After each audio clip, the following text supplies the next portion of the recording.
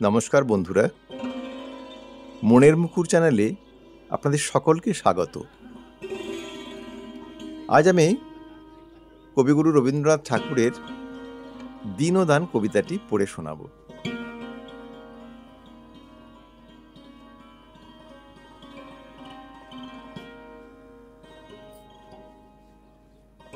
নিবেদিল রাজভৃত্য মহারাজ, বহু অনুনয়ে সাধুশ্রেষ্ঠ নরোত্তম, তোমার সোনার দেবালয়ে নালয়ে আশ্রয় আজি পথপ্রান্তে তরুচ্ছায়াতলে করিছেন নাম সংকীর্তন।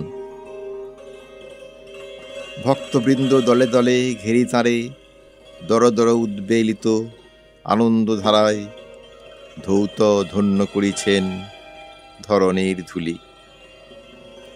শূন্যপ্রায় দেবাঙ্গন ভৃঙ্গ যথা স্বর্ণময় মধুভাণ্ড ফেলি সহসা কমলগন্ধে মত্ত হয়ে দ্রুত পক্ষ মেলি ছুটে যায় গুঞ্জরিয়া উন্মিলিত পদ্ম উপবনে উন্মুখ পিপাসা ভরে। সেই মতো নরনারীগণে সোনার দেউল পানে না তাকায়ে চলিয়াছে ছুটি, যেথায় পথের প্রান্তে ভক্তের হৃদয় পদ্ম ফুটেই বিতরিছে স্বর্গের সৌরভ।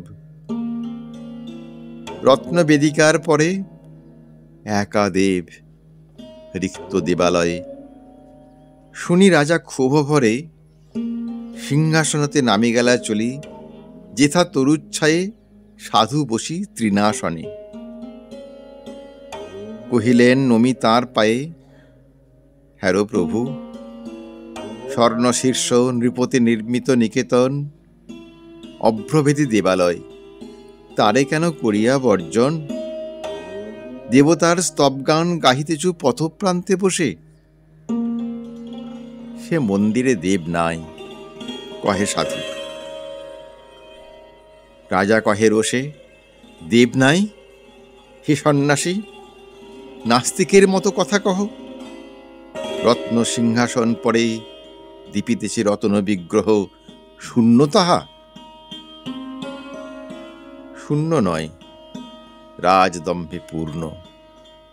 সাধু কহে, আপনায় স্থাপিয়াছ, জগতের দেবতারে নহে।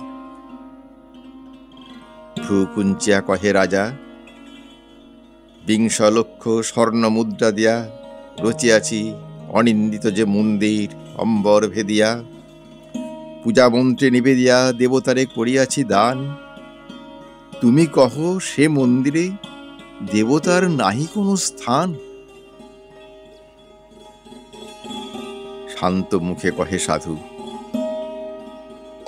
যে বৎসর বহ্নিদাহে দিন ২০,০০০ প্রজা গৃহহীন অন্ন বস্ত্রহীন দাঁড়াইল দ্বারে তব, কেঁদে গেল ব্যর্থ প্রার্থনায় অরণ্যে গুহার গর্ভে পথপ্রান্তে তরুর ছায়ায় অশ্বত্থ বিদীর্ণ জীর্ণ মন্দির প্রাঙ্গণে।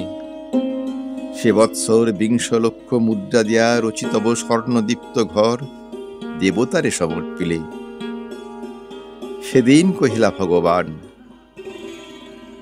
আমার অনাদি ঘরে অগণ্য আলোক দীপ্যমান অনন্ত নীলিমা মাঝে, মোর ঘরে ভিত্তি চিরন্তন সত্য শান্তি দয়া প্রেম।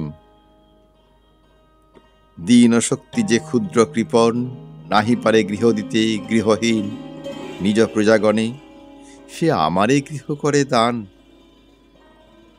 চলি গেলা সেই ক্ষণে পথপ্রান্তে তরুতলে দিন সাথে দিনের আশ্রয়।